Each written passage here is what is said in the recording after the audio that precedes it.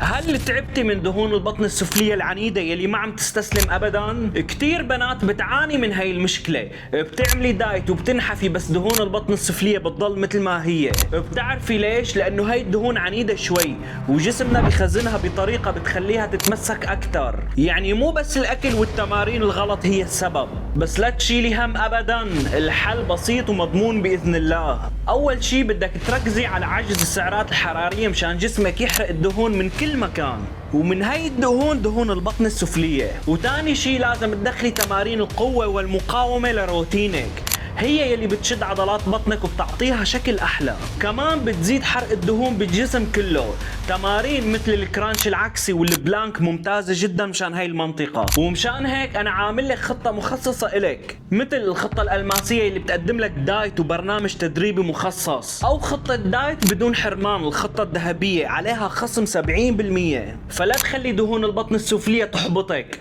تواصلي معنا على الواتساب لتعرفي كل التفاصيل، رابط رقم الواتساب الخاص بالمشتركين رح تلاقيه بالبايو. واذا بتحبي تشوفي الفيديو الكامل موجود في قناتي على اليوتيوب كمان الرابط رح تلاقيه بالبايو. ولا تنسي المتابعة واللايك والشير. سلام.